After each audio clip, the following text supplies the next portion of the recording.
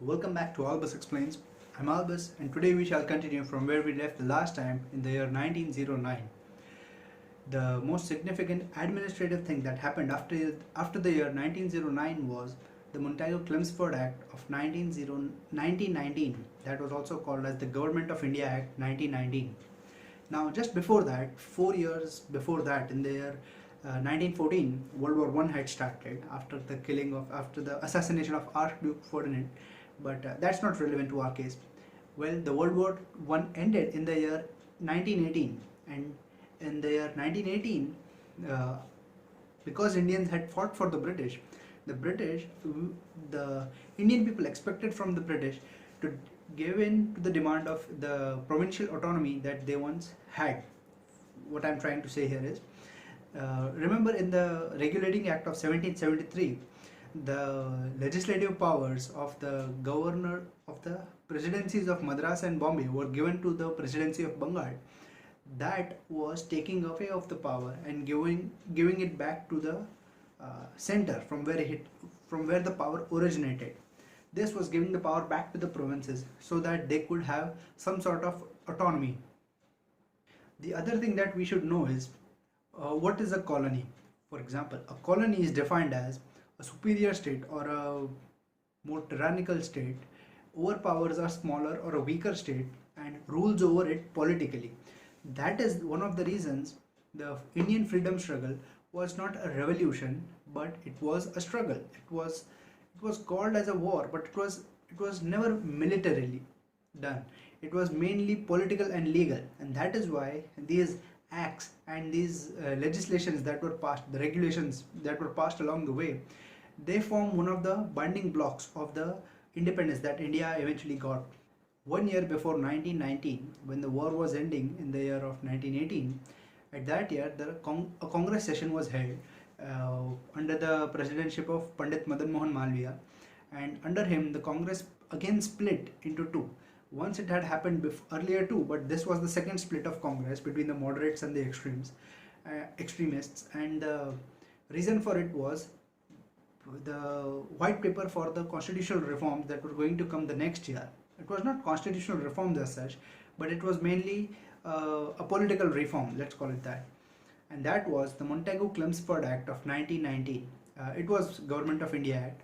It was called Montagu-Chelmsford because Montagu was the name of the Secretary of State of India at that time, and Chelmsford was the Viceroy of India at that time. So hence that name came as Montagu-Chelmsford reform, similar to Merleau-Montet reforms. The biggest reforms which had come from the Government of India Act of 1919 was diarchy. Now diarchy basically means 2 points of power. For example, ancient Pandyan kingdoms of Tamil Nadu, or ancient Sparta, or even current day Bhutan, which is a good example. Even current day Bhutan, for example, it has a legislative elected head, and that sits at the head of the government. And then there is a spiritual head of the country, and both of them are considered heads of state. So like the spiritual head is given the title of His High Majesty. So that the 2 points of power, which it is, because it is 2 points of power, it is called diarchy, as opposed to a single point of power. In that case, it is called a monarchy. Mon means one in Latin, and di comes, like, you get it. So that was diarchy established in the country. Now, how was this diarchy established? It was due to the powers being kept with the center, like they were called the federal powers, and the powers given to the states, and those were known as the provincial powers. And now lists were removed, lists were released, which meant that the list of things on which the government could make make law for, was separated into two parts. One of them was federal and other was provincial, and the provincial was separated into two parts again. One of them was transferred and the other was reserved. So this basically gave some semblance of independence, of some semblance of autonomy to the individual states, individual provinces. And the other thing that was introduced in this Government of India Act 1919 was the establishment of CPSE. CPSE is Central Public Service Commission, which eventually became the UPSC, which is the Union Public Service Commission. So that was established in the year 1990 under this act. There was also the introduction of bicameralism. Bicameralism is basically, bi comes from two and camera means house. So bicameral means two houses in the country. Like current day India has two houses, an upper house that is the Rajya Sabha and the lower house that is the Lok Sabha.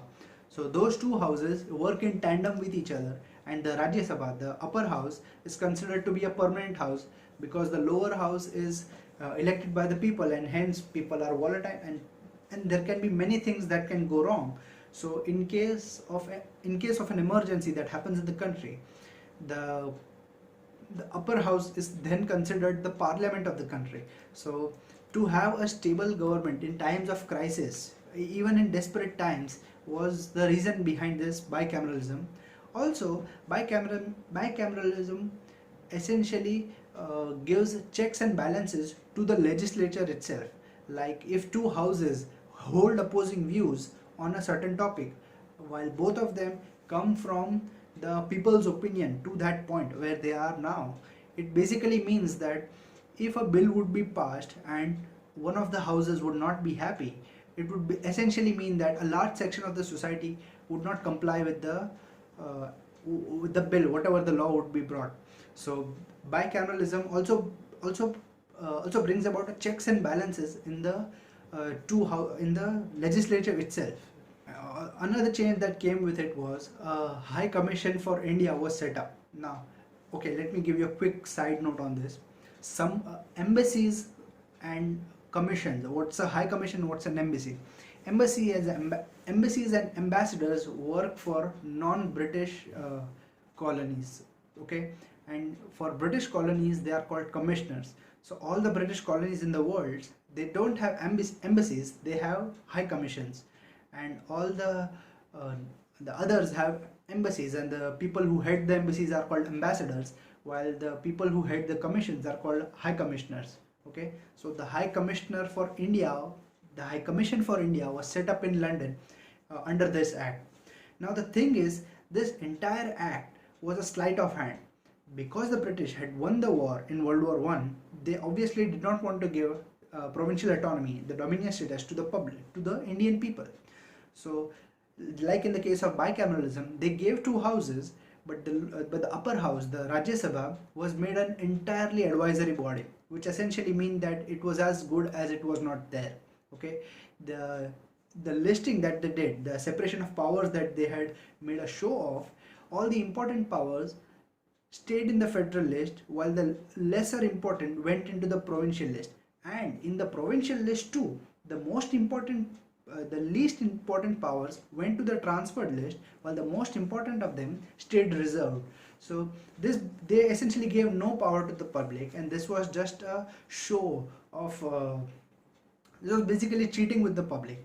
And rightly so, Gandhi and the Congress got entirely frustrated with Britons, because India had lost so many people in World War I, and people who thought of themselves as part of the British Army had fought for Britain in World War I.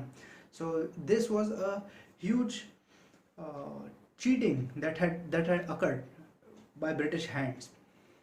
And so Gandhiji and the Congress members, they started the non-cooperation movement the next year in 1920.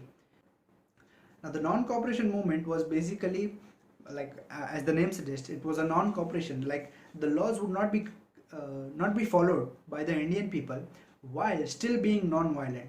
So that was a very good tactic that was working, but one of the protests became violent in Chauri Chaura in the year 1922, 2 years after that, and because of that the non-cooperation movement had to be stopped. Gandhiji stopped that movement, but there was a clause in the Government of India Act 1919 that it would be revised 10 years from hence. But due to the immense public pressure and the huge outcry that had gone because of the cheating that had happened in the Government of India Act 1919,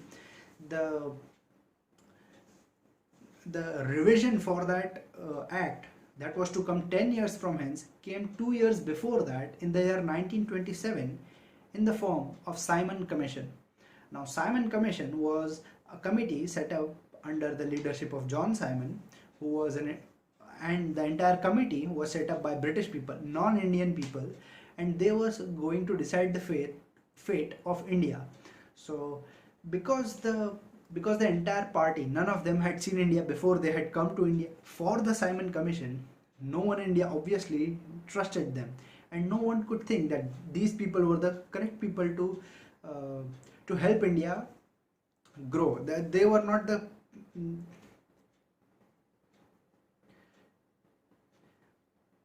act was seen for what it was, a play. So the people, another huge outcry was done against it. Go back, Simon. That was the phrase that was used by the protesters. Nevertheless, the Simon Committee report was completed in the year 1930, and it was used in 3 roundtable conferences in the British Parliament, and it resulted in a white paper for constitutional reforms, which eventually went on to become the source of 60% of content for the Constitution of India of today, and that is Government of India Act 1935. Now this Government of India Act was extremely comprehensive, and it basically gave the Indian people what they wanted. What was given in the Government of India Act 1935 was a federation would be formed, made up of the Rajwadas and the provinces, and they would encompass Indian people, okay, in Indian country, and they would constitute a constituent assembly, and they would make a constitution for India eventually, and this would happen. But the thing is, all the provinces and all the Rajwadas must come together and form a singular federation. And the cruel thing was, the Rajwadas said no. Now, let's take one step back and see what was the presence of British in India. Now, that was twofold. One of them were the provinces, which were directly controlled by the British, while the other was the Rajwadas. The Rajwadas were controlled by the British under the Doctrine of Paramountcy. Now, this Doctrine of Paramountcy was basically the external affairs of the Rajwadas would be taken care of. The wars or the trade between the Rajwadas would be taken care of by the British, while most of the internal administration of the Rajwadas was more or less left independent. Now, when the British promised that they would give a federation only if the Rajwadas promised to join it, they basically knew that the Rajwadas would not give in to the idea of India, because that would mean that the Rajwadas would have to give up their sovereignty. So why would they do that? And they knew this, and that is why they gave that clause that unless the Rajwadas too said that they wanted to create India, it would not happen. And this is another case of divide and rule by the British, and they basically made these bifurcations within the Indian society like they had been doing for so long. And this time they broke the line between the provinces and the Rajwadas. The other thing that the other good things that were in the Government of India Act in 1935 was they basically gave the proper bicameral structure. The upper house was not just an advisory body, and they also separated the lists properly this time. Like they had the union list, the provincial list, and the concurrent list. That yes, they had the concurrent list at that time too, and this is how they actually gave proper powers like water or law and order, and these things were part of the provincial list, which were not in the Government of India Act of 1919, but they were in the Government of India Act of 1935. The other things that happened was the establishment of JPSC, that is the Joint Public Service Commission, of SPSC, that is the State Public Service Commission. Now, 2 or more states could have a service public commission, and that was called the Joint Public Service Commission. Okay, establishment of RBI was done in the Government of India Act of 1935, and these were the good things that happened in this act. And most of what was written in this act is still part of the Constitution of India of today. Like more than 60% of the Constitution of India of today is part of this Government of India Act of 1935. a slightly side note, that was an extremely cruel thing that the British did to India, and it is still affecting us today, is they a clause in the Government of India Act was that Burma would become an independent dominion, and that was it. So they basically sliced Burma, that is the current day Myanmar, out of India, which meant that it was part of India before that year. It means that India started from Afghanistan, ended all the way up to Myanmar, up to the edge of Myanmar, till 1935. That was part of India, and that was sliced out in the year 1935. And there was no obviously there was protest against this, but it was not seen in that time, nor is it discussed later in the history that is taught in the Indian schools today. Indians wanted once dominion status, but that was history. Now they did not want dominion status, mainly because to get dominion status they had to go through the federation path. Okay, they had to make a federation, and that would lead to formation of the dominion. But the Rajwadas said no, obviously, and because the Rajwadas said no, the demand for dominion status too died, because dominion status is a complex, difficult thing to explain in today's date. Try explaining that to India of 1935. So that was quickly thrown out of the window. The other thing that happened was, 1 year before that, in 1934, M.N. Rao had already declared demand for a separate constitution of India. In the year 1930, Congress had started the cry of Purna Swaraj, which Purna Swaraj essentially means complete independence. So that does not mean a dominion. But the British had already slighted the Indian people of that time, and they had essentially showed all their cards, the cheating cards, and they had peppered it all over the country. And now all they had to do was just wait, because all the demands of the Congress were fulfilled more or less by the Act of 1935. But the thing is, the demands that had grown to till that point were never going to be fulfilled, because basically the British could not give what was not theirs. The decision of the Rajwadas was not the Britishers to make. So the problem standing in the way of the independence of India were Indians. So, and the British had a good hearty time because of that, because now they had to accept no responsibility for not giving the Indians the freedom that they need. Now they could hold a moral high ground, because the Indians fought for them. They were ready to give them dominion status, but the Indians are so downtrodden, and they are so unethical, and they can't even agree within themselves. And that is why the British rule in India is a moral necessity, was the words they used to explain to justify their rule over India, all the way up to 1930, like all the way up to 1940s. Even later, even till today, British apologists say that British India was better than Indian India. But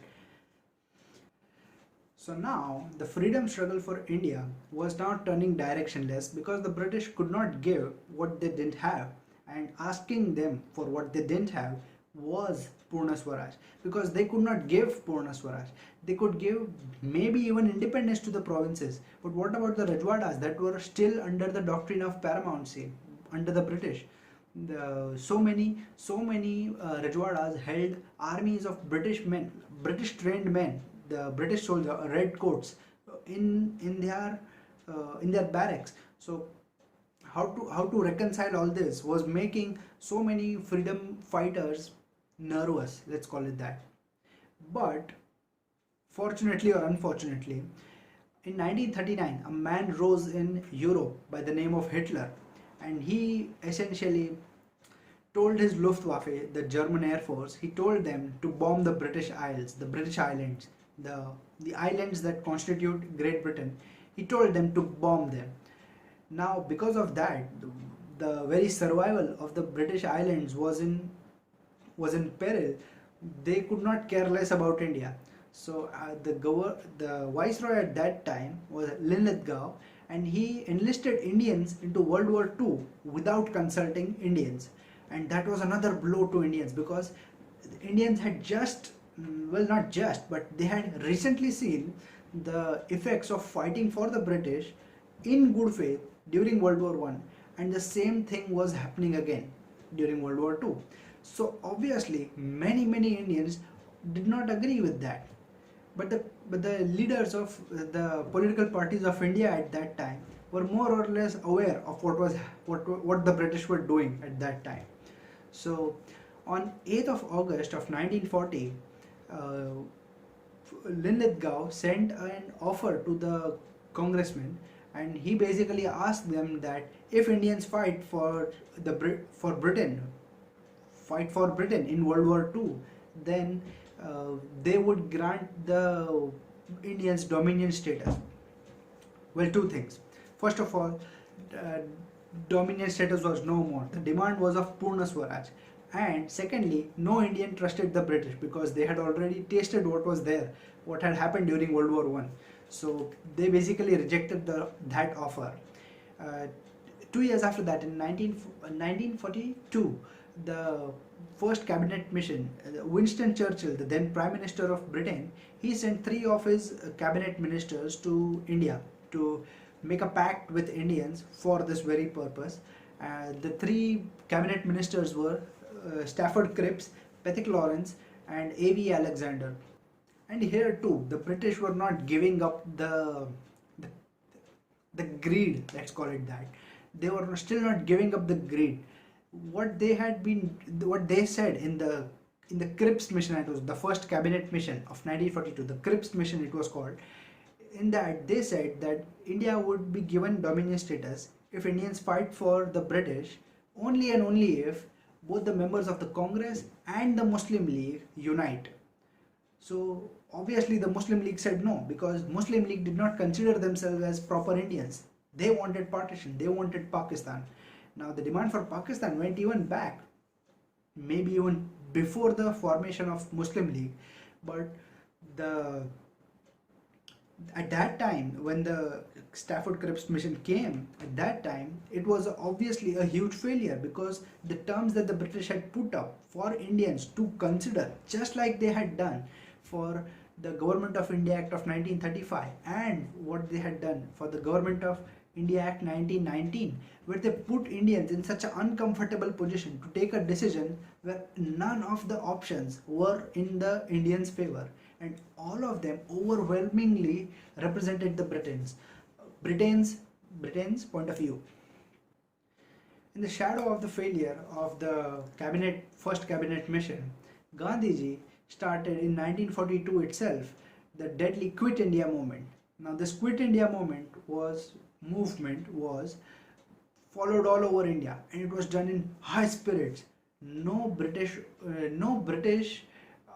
propaganda was further heard by the Indians. They were fed up with the Britons, and all of them merely demanded Purna Swaraj, just get out of the country, get out of my country as they called it, and Inkalam Zindabad and Bharat Mata Ki Jai, giving the Indians an identity. Those things had begun, and no British officer could obviously withstand the millions of Indians chanting the death of the Britons.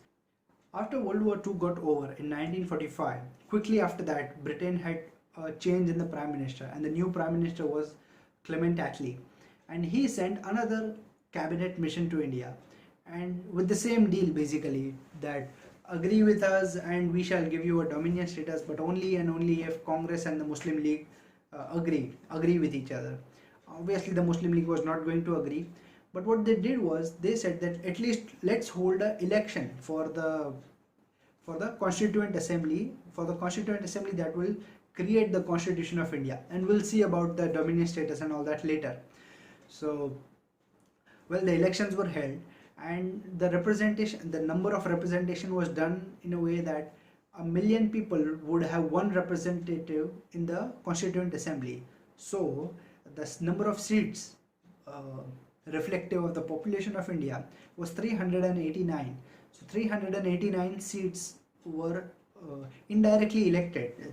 389 people were indirectly elected into the Constituent Assembly of India, and out of that 73 seats went to the Muslim League. 73 seats went to the Muslim League.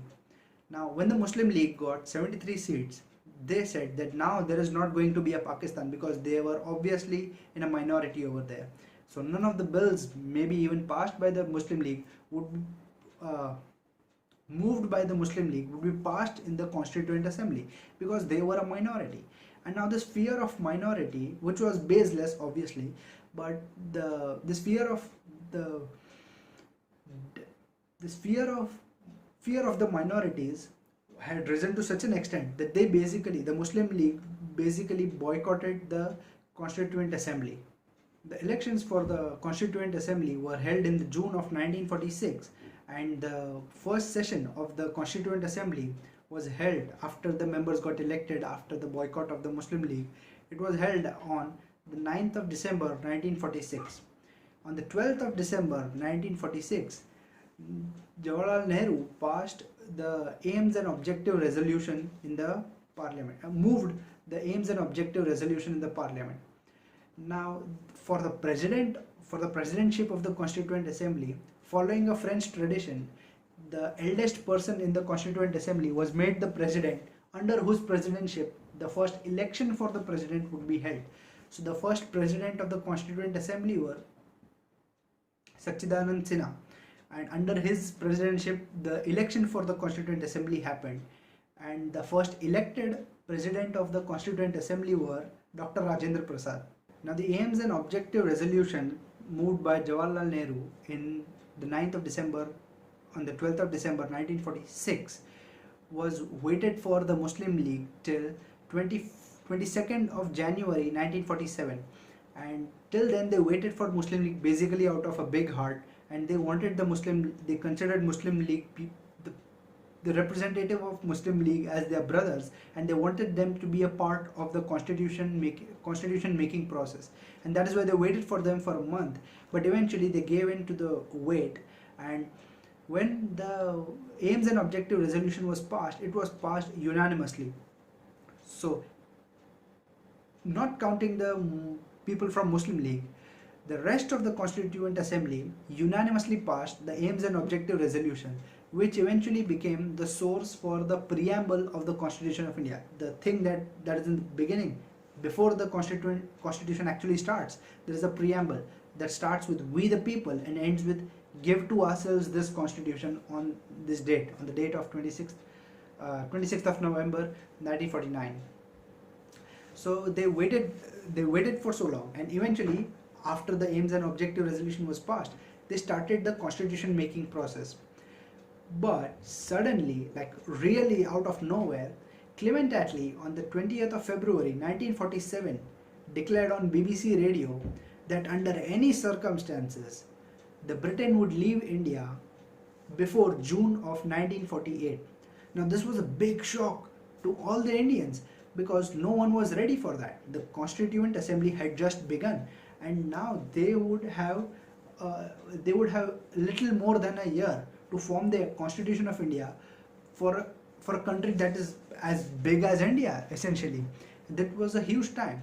For years and years and years, the freedom fighters were fighting for freedom, and when it was actually given to them, it came as a shock because they were not ready for that. So this was another low blow by the British to Indians, which was nothing new, but just one of the last ones. Okay, mainly because because of Muslim League and because of the representatives of Muslim League, the entire country would fall into civil war. The literacy rate was very low, the poverty was very high, and these Brits had left India in shambles. It contributed something like 2% to the world GDP when the Britain left. On the other hand, when they had actually came into India, when they started invading India, at that time the contribution of GDP of India to the world was 23%. 23% was when the Mughals were there. Before the Mughals came, it was 35% of the world GDP, and even before that it was something around 43%. This you can again check with Angus medicine. Like I said in the first video of this series, I talked about Angus medicine, and that is the source of what I'm telling you right now. So India was that richer country, and when the Britons were leaving India, it accounted for nearly 2% of world trade. So that was the depth to which the Brits were ready to fall to. Okay, so anyway, to show that they still cared, they sent Mountbatten, who was from Burma, by the way, to be note that. Okay, he was from Burma, and they sent Mountbatten to India to take care of the situation basically. And Mountbatten considered the situation, talked with leaders of Muslim League, learning about Pakistan, talked to leaders of Congress who did not want the partition to happen, and eventually on the 3rd of June he gave a plan, famously known the Mountbatten Plan or the 3rd of June Plan, and in there he demarcated the line done by Sir Radcliffe. The boundary between India and Pakistan is the Radcliffe Line. Okay, so that line done by Sir Radcliffe, who had never visited India before that, by the way, and he was given that job, and using his report, the Mountbatten basically paved way for Pakistan. He was the first person, one of the first people who recognized Pakistan. Before that, no one took Pakistan seriously except the leaders of Muslim League. Okay, so Pakistan was given recognition for the first time on 3rd of June 1947, a few months before India got its independence. Now, the 3rd of June plan was an executive decision because Mountbatten was an executive. It went on to the British Parliament because it needs a legislative sanction, and that legislative sanction came in the form of Indian Independence Act of 1947.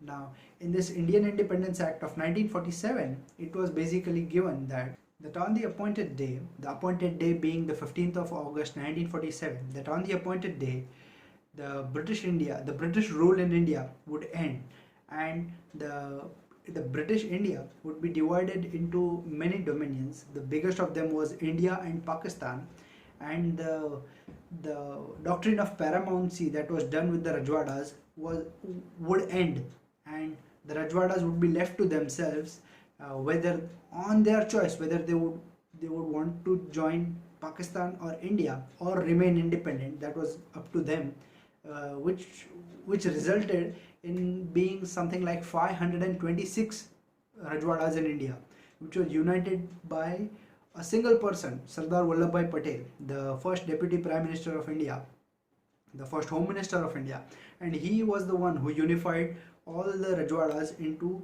a coherent India that we know of today. The only state that he was not given the responsibility was Jammu and Kashmir, and well, India and Pakistan would become two dominions of Britain. By the way, dominions, okay, two dominions of the British with their own constituent assemblies and eventual constitutions, and there would not be no more viceroy, no more HMG. The HMG that was signed at the end of every letter. HMG means His Majesty's government or Her Majesty's government would no longer be there, and basically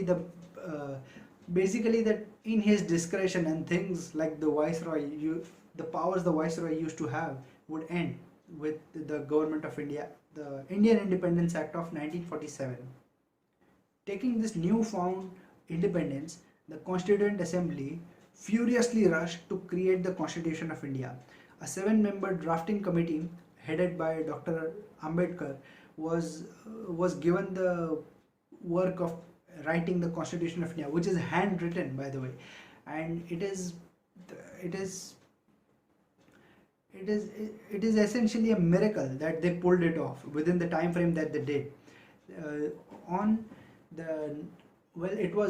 It underwent 3 readings, and ultimately it was finalized and voted upon, fervently discussed, and heavily each and every word of the Constitution was revised and read by so many people. Even the name of the country, even the demarcation of territories, the states, the citizenship. So many things were thoroughly discussed by people far smarter than many of the representatives of people today, and they basically gave the document the form that we know it is in.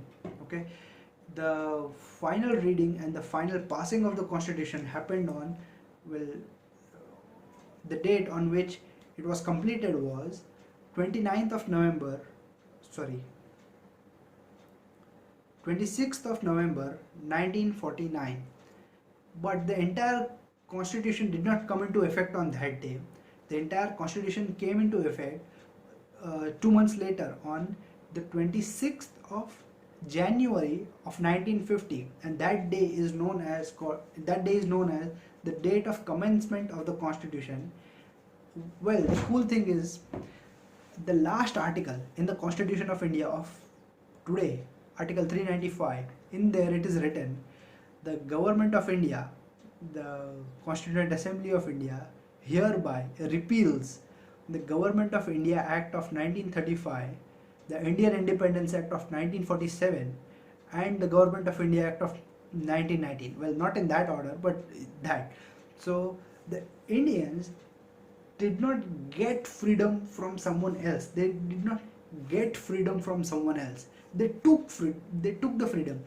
Indians repealed the act that was passed in the British Parliament, and that was a show of sovereignty. That was a show of power. That Indians were supreme in India.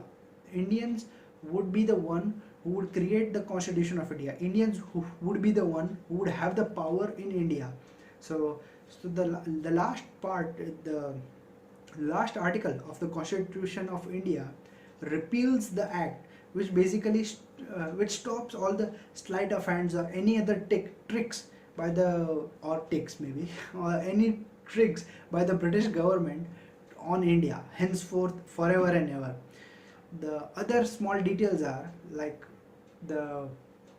during the formation of the Constituent Assembly, after independence and before the Constitution was formed, what was the Constitution of India at that time?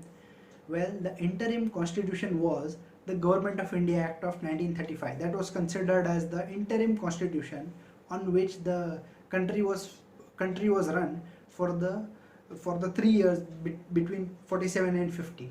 Now let's talk about some criticism of the Constitution of India. One of them is that it is unsovereign, which means that it gains power by having another country give you the power to have a constituent assembly, which was given in the second cabinet mission. But that is false. Like I said, the Article 395 clearly shows that the power which Indians have while creating the Constitution of India was derived from themselves. It did not come out from somewhere else.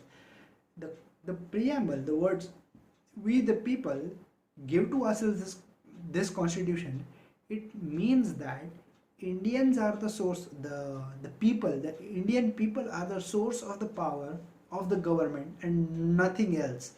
Not a higher power or not a crown, obviously not the British crown, and that shows that the Constitution of India was not unsovereign. The other criticism that I can think of is when people say that 60% of the Constitution of India of today comes from the Government of India Act of 1935, and the reason behind the Government of India Act of 1935 is that it was passed via the Simon Commission, and Simon Commission was entirely white, and so the commission was entirely white, non-Indian, and that is why it is basically still remnant of the British Empire. Maybe so, but think about this. The Government of India Act 1935 could not be put upon any other country in the world. It was made for Indians, and so obviously many parts of it which would not work for the British, but merely administratively would still form a part of any administrative structure. So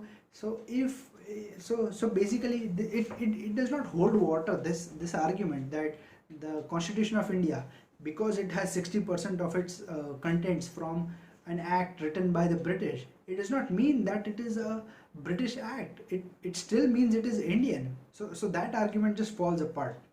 The other argument is it was extremely time consuming.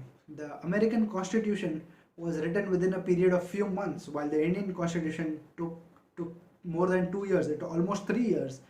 And the reason behind is that India is a complex country. India is not a simple country with simple laws. It is obviously an extremely complex country with complex issues, and complex solutions are required for those problems. Now, the time in which the Constitution was written, it's a miracle that the Constitution was written in the first place. Like, one of the members of the drafting committee died during the drafting process. So it was essentially a 6-member committee, 6 people who were writing the Constitution of India. So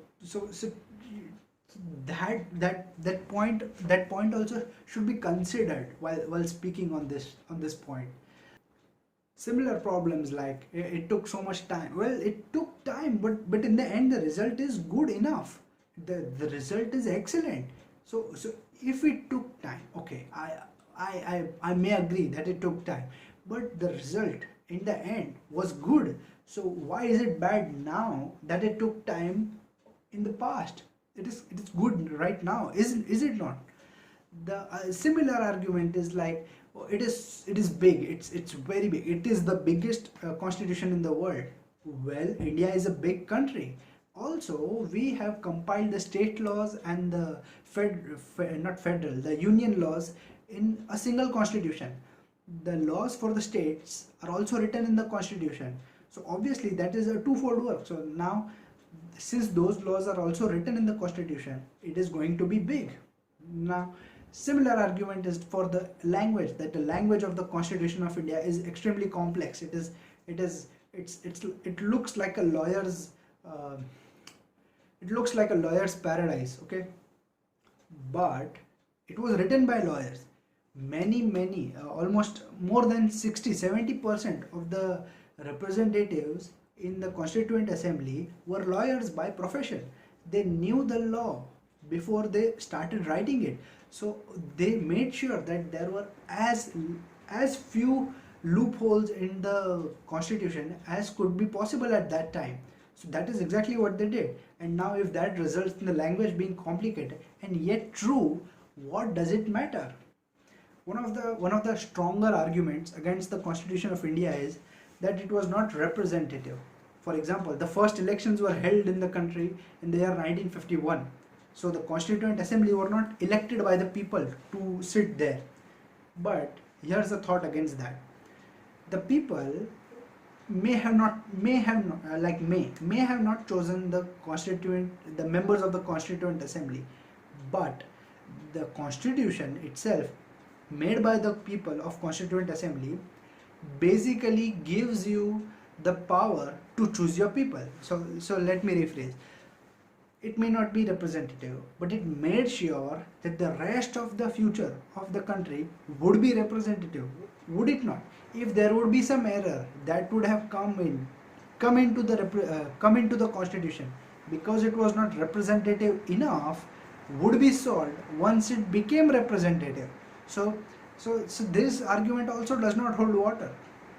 So I rest my case here. I think the story of the history of the Constitution of India is over. The thing that comes now, before the first election in the year 1951, is the first amendment that included the 9th schedule in the Constitution of India. But we don't need to go into that. The history of the Constitution of India, which begins in the year 1757, ends in the year of 1950, on the 26th of January 1950, when the day of commencement of the Constitution begins.